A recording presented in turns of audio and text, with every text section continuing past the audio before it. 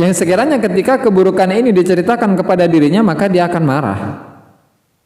Dan kita menceritakan keburukan ini kepada orang lain, ya, di belakang atau tanpa sepengetahuan dari orang yang kita bicarakan keburukannya. Ya, maka ini namanya apa? Ghibah. Nah, ghibah kepada sesama muslim, sesama orang Islam, itu hukumnya haram. Hukumnya haram. Ya, tadi diibaratkan oleh Allah Subhanahu wa taala, seseorang yang ghibah itu adalah seperti seseorang yang memakan daging saudaranya dan daging itu dalam keadaan busuk. Ya, tentu kita nggak akan mau untuk memakan daging yang busuk. Nah, bagaimana ketika orang yang kita bicarakan itu, orang yang kita bicarakan keburukannya adalah seorang kekasih Allah Subhanahu wa taala? Berbahaya. Ya, memang dalam sebuah makalah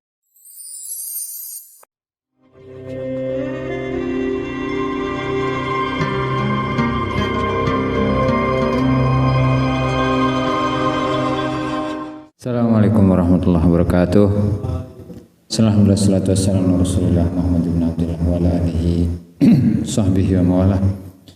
Wala hawla wala quwwata illa billah. Nawaitu ta'allumu ta'liman wa fil intifaa dzakara wa tadhkir wal ifadata wal istifadah wal hatha ala tamassuki bi kitabillah wa sunnati rasulih wa du'a ila al huda wa dalalata ala al khair ibtigha'a wajhihi wa qurbihi wa thawabihi subhanahu wa ta'ala.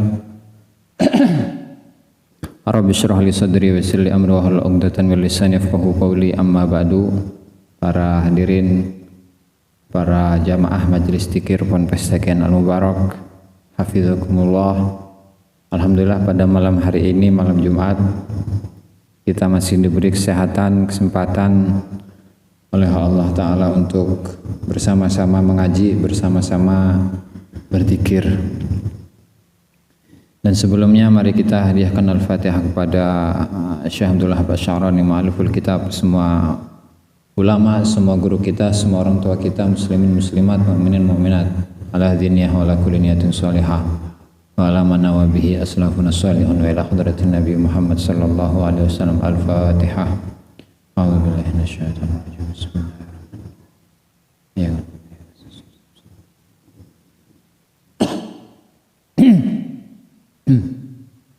Qala al-musannif rahimahullahu ta'ala Asy-Syaikh Abdul Wahhab Asy'arani fi kitabih Al-Minahus Saniyah 'ala al-Wasiyyatil Madbuliyah ila an qala wahdhar aidan min adal khalqi ila an qala wa fi Sayyidi Ali ibnu Wafa rahimahullahu ta'ala iyyakum ayyuhal muridun an taqa'u fi haqqi ahadin min aqrani syaikhikum fa inna luhumal awliya'i sumun walau lam yu'akhidukum wa iyyakum thumma iyyakum minal istihanati bi ghibati ahadin walau lam tablughu tilkal ghibah bal khawfu minha aktsar mimma takhafuna idza balaghathu fa innahu waliyullahi waliyahullahu ta'ala fa'lam dzalika ya akhi. Wa fi wasiyati sayyidi lan iku tetep ing dalem wasiyate tuan ingsun Ali Wafa, Sayyidi Ali Wafa rahimahullahu ta'ala. Iyakum hati-hati sapa sira kabeh ayyuhal muriduna pira-pira murid antaqo ing yen to tumiba sapa sira kabeh fi haqqi ahadin ing dalem hake wong suwiji min akroni syaikhikum saking pira-pira kancane guru sira kabeh. Fa inna luhumal awliya'i mongko temen setuhune pira-pira daginge pira-pira wali iku sumun racun. Walau lam yu'akhidukum lan senajan ora nuntut sapa auliya ing sira kabeh. Wa iyyakum lan ati-ati sapa sira kabeh tsumma iyyakum mongko nuli-nuli ati-ati sapa sira kabeh minal istihanati saking ngeremehaken bi bati ahadin kelawan ghibah maring wong suwiji. Walau lam tablughu lan senajan ora tumeka ing ahad apa tilkal ghibatu mengkono-mengkono ghibah.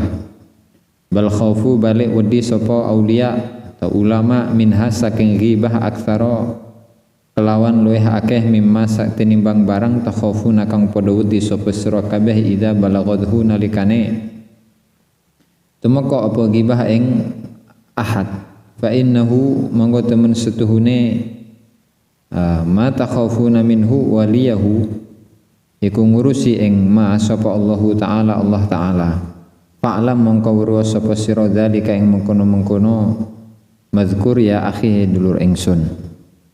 Alhamdulillah para hadirin yang dimuliakan Allah taala, para jamaah majelis zikir Ponpes TKN Al Mubarak, kita masih diberi kesehatan oleh Allah taala sehingga kita masih bisa melanjutkan pengajian kitab Al-Minahus Tsaniyah dan juga kita akan berzikir habis ngaji. Pada pertemuan sebelumnya Syekh Abdul Wahab Asy'arani rahimahullahu taala masih membahas tentang pembahasan wahdhar min adzal khalqi, dan hati-hatilah kita dari menyakiti manusia. Kenapa? Fa innahu minas sumumil qatilah, karena menyakiti orang lain itu termasuk racun yang dapat membunuh.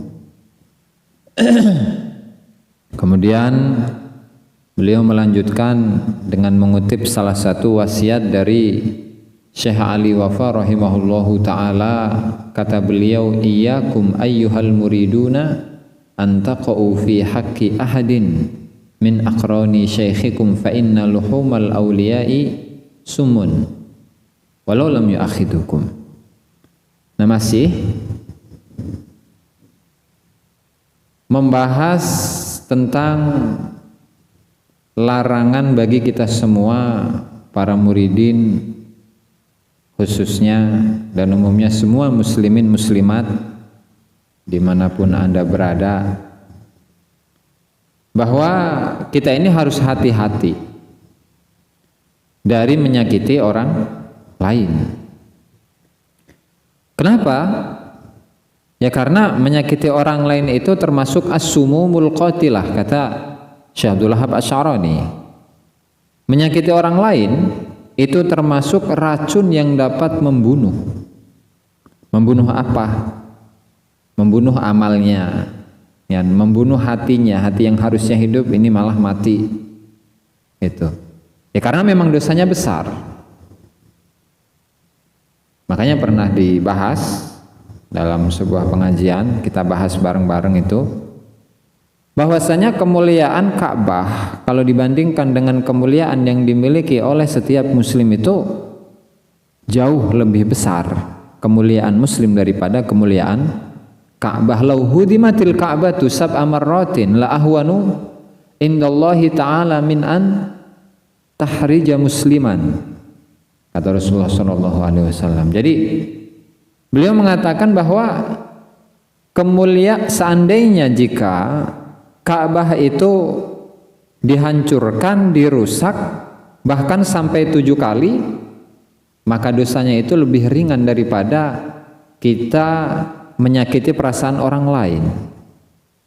Kenapa seperti itu? Ya karena memang orang lain, sebagaimana mereka itu memiliki perasaan, sebagaimana kita itu memiliki perasaan, orang lain pun sama memiliki perasaan. Ketika kita itu merasa, ketika diganggu, kita merasakan kesedihan, merasakan sakit hati, merasakan terdolimi dan sebagainya, orang lain pun demikian ketika mereka disakiti. Nah, sehingga karena hal ini dapat merusak amal-amal yang telah kita perbuat dan menyakiti hati perasaan orang lain, itu termasuk hal yang sangat berbahaya. Maka penekanannya di sini lebih kepada muridin bahwa kita semua tidak boleh menyakiti perasaan orang lain. Kenapa? Ya karena sesuai dengan apa yang dikatakan oleh Imam Sahal bin Abdullah At-Tusturi rahimahullahu ta'ala. Kata beliau, Innama hujibal khalqu 'anil wusuli wa musyahadatil malakut bi syai'aini su'ut ta'mati wa adzal khalqi. Minum ini. Pahit ini, Nak.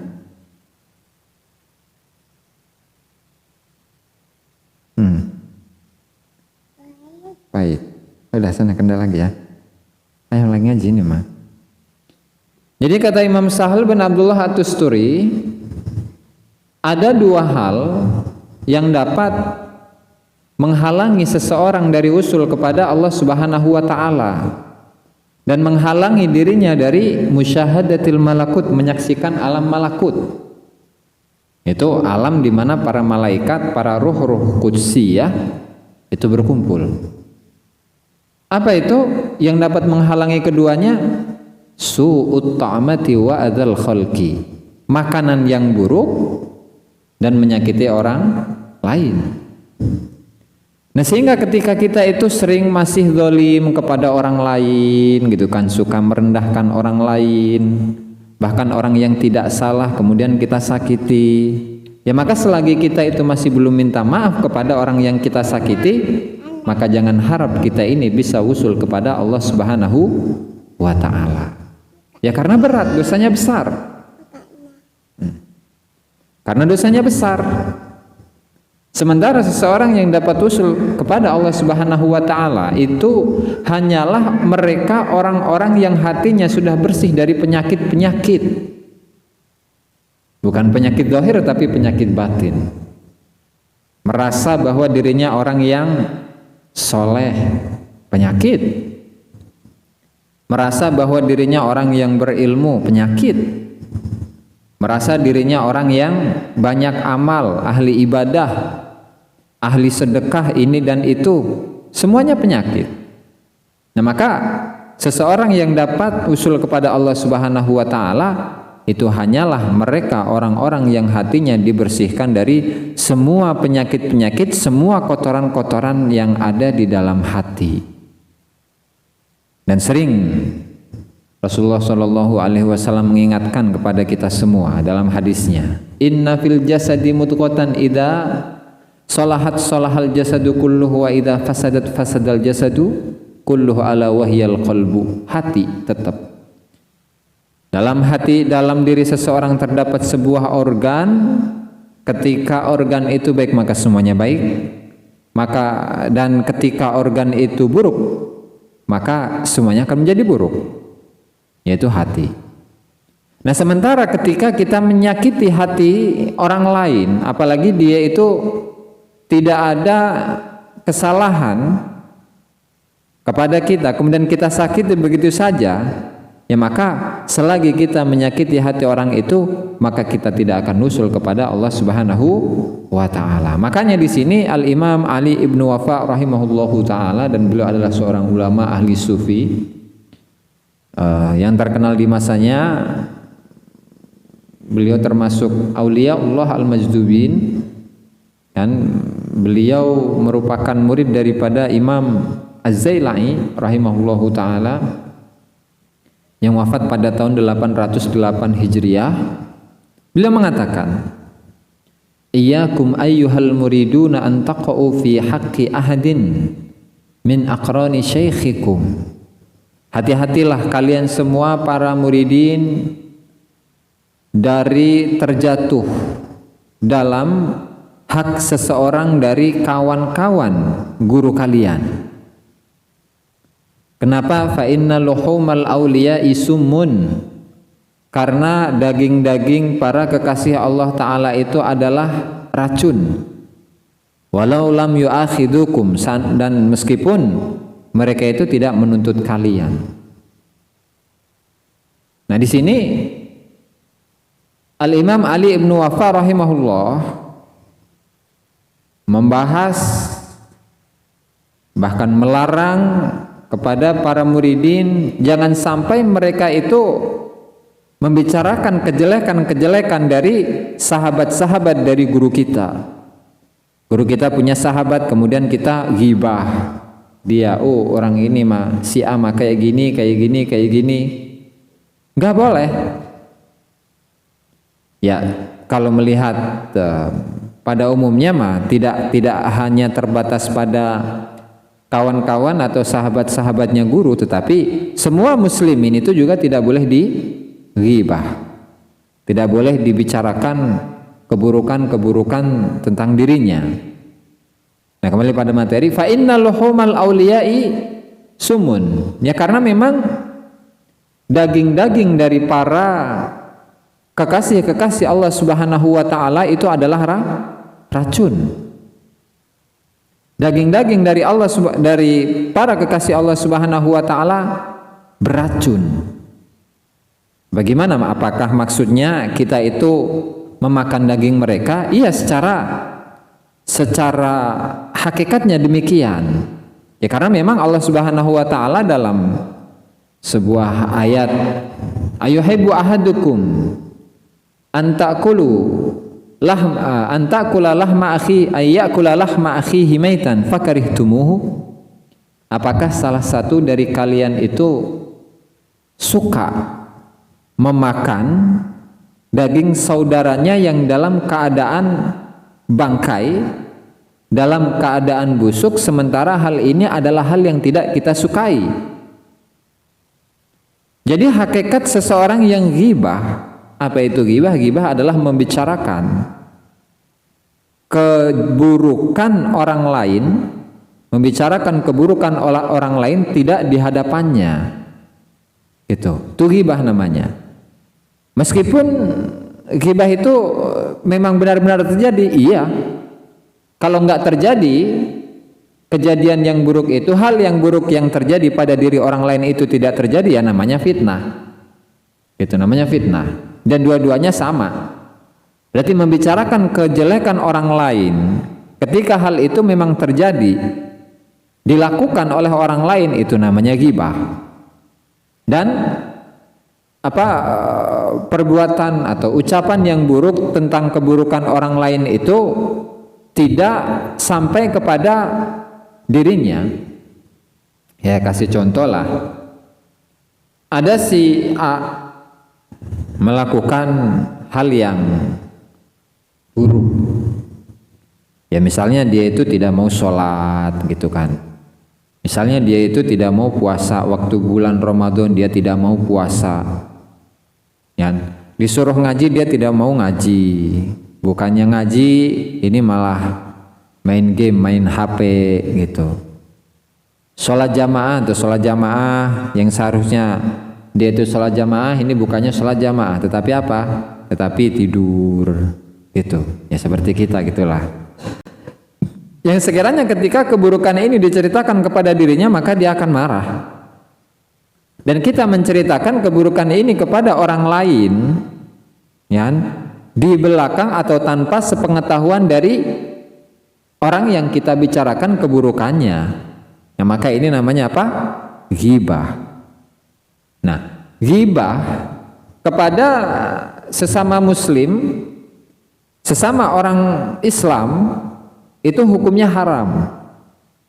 Hukumnya haram. Ya, tadi diibaratkan oleh Allah Subhanahu wa taala, seseorang yang ghibah itu adalah seperti seseorang yang memakan daging saudaranya dan daging itu dalam keadaan busuk. Ya, tentu kita nggak akan mau untuk memakan daging yang busuk. Nah, bagaimana ketika orang yang kita bicarakan itu, orang yang kita bicarakan keburukannya adalah seorang kekasih Allah Subhanahu wa taala? Berbahaya. Ya, memang dalam sebuah makalah para ulama mengatakan fa innal luhumal ulama'i masmumatun. Sesungguhnya daging para ulama itu mengandung racun. Bagaimana mengandung racun? Ketika kita membicarakan keburukan-keburukan mereka, maka Allah Subhanahu wa taala tidak terima. Para ulama dibicarakan keburukan-keburukannya. Nah, kemudian apakah semua ulama? Ya belum tentu. Ya, karena memang dari kalangan ulama ini ada ulama yang soleh, ada ulama yang su. Ya, tapi ketika kita husnudon, ya kan, semua ulama itu adalah orang-orang yang soleh, ya, terlepas dari perbuatan buruk yang mereka lakukan, ya tetap mereka adalah para hamilul ilmi, orang-orang yang membawa ilmunya Allah Subhanahu wa taala dan mengajarkannya kepada umat Islam. Nah, sehingga ketika kita itu membicarakan keburukan-keburukan mereka, otomatis masyarakat yang didakwahi oleh para ulama itu ketika mendengar keburukan-keburukan yang ada dalam diri ulama itu, mereka tidak mau mendengarkan lagi. Justru secara tidak sengaja kita itu telah mematikan dakwah yang telah dilakukan oleh para ulama-ulama tersebut. Itu ulama. Nah, bagaimana ketika yang kita gibah ini adalah seorang wali, seorang kekasih Allah Subhanahu wa taala. Nah, itu justru lebih berbahaya. Bisa jadi kita masuk dalam kategori orang-orang yang dimusuhi oleh Allah Subhanahu wa taala, dan Allah taala sudah berfirman di dalam hadis qudsi. Dalam sebuah hadis qudsi Rasulullah SAW itu bersabda tentang Allah Subhanahu wa taala, "Man adali waliyan faqad adzantuhu bil harb." Ya. Barang siapa yang memusuhi kekasihku, maka saya telah memberikan izin kepadanya untuk diperangi. Diperangi nih oleh siapa? Ya, bisa jadi oleh sesama para wali, ya, oleh aulia-aulia Allah taala, para kekasih Allah Subhanahu wa taala, oleh malaikat-malaikatnya Allah Subhanahu wa taala, dan tidak mustahil Allah taala sendiri akan memusuhi orang tersebut, sehingga ketika dia hidup di dalam dunia ini, hidupnya tidak dalam keadaan tenang. Hidupnya dalam keadaan sengsara, baik sengsara dalam urusan agama atau sengsara dalam urusan duniawi. Mending kalau dalam urusan duniawi saja mah. Kalau dalam urusan agama, mati dalam keadaan su'ul khotimah itu kan sangat berbahaya. Naudzubillahi min dzalik. Itu kan. Fa inna luhumal auliya isumun, kata Syekh Ali Ibnu Wafa rahimahullahu taala. Nah, sehingga ya kita harus hati-hati.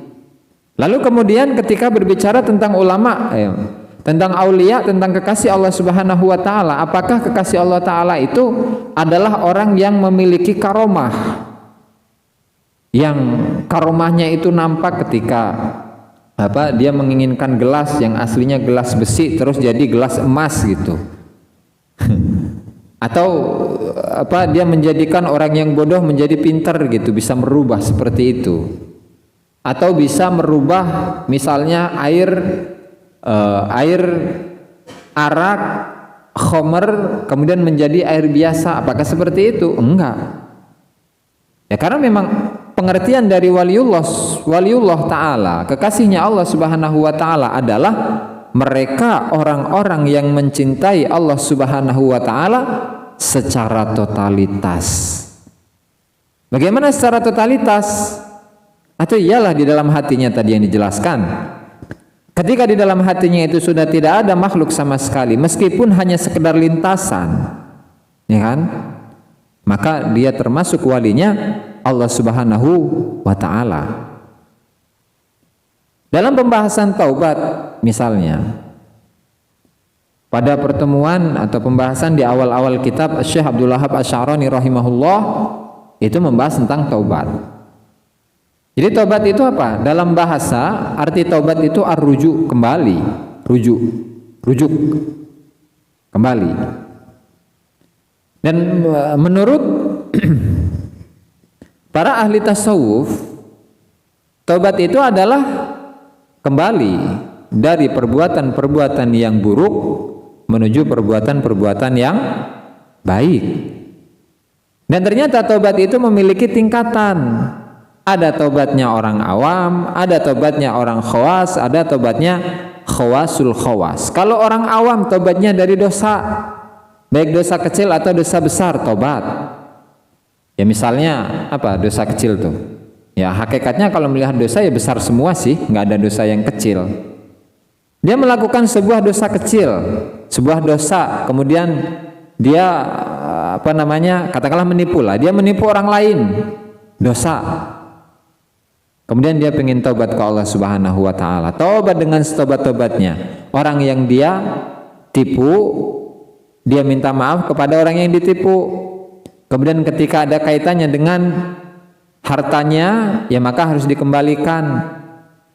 ya kan, tobat dari dosa, yaitu dengan melanggar perintah atau melaksanakan larangan.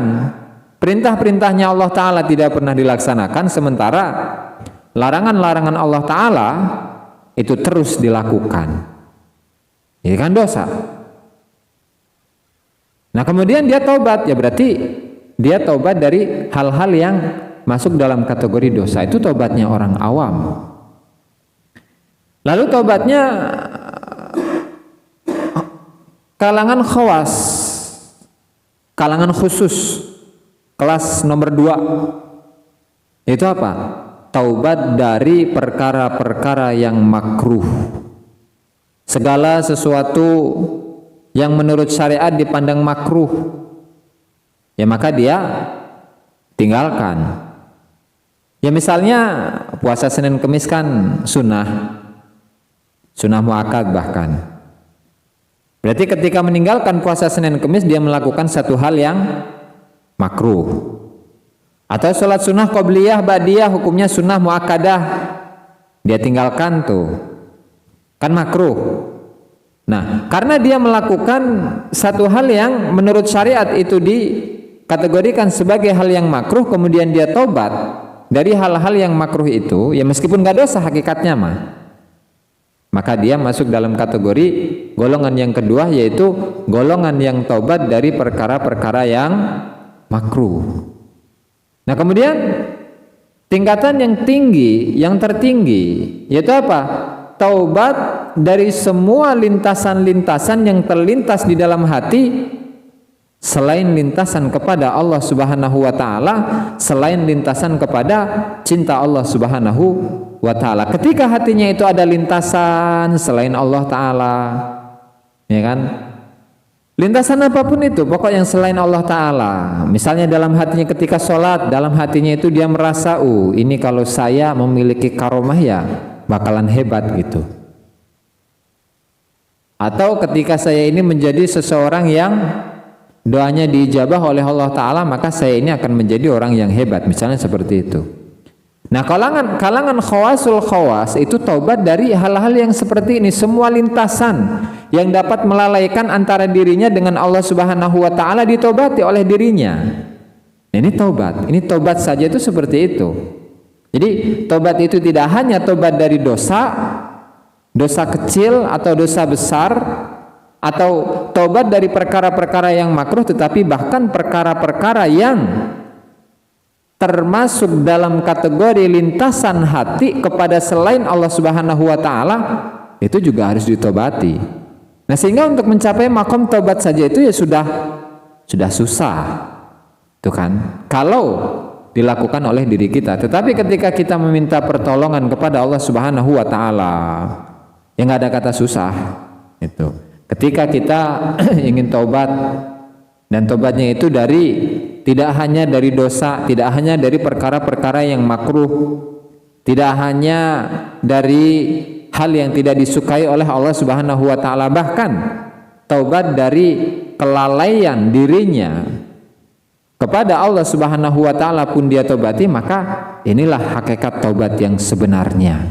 Jadi orang yang taubat ya, itu merupakan orang-orang yang dicintai oleh Allah Subhanahu wa Ta'ala dalam sebuah ayat, innallaha yuhibbut tawwabin, sesungguhnya Allah Ta'ala itu suka dengan orang-orang yang bertobat.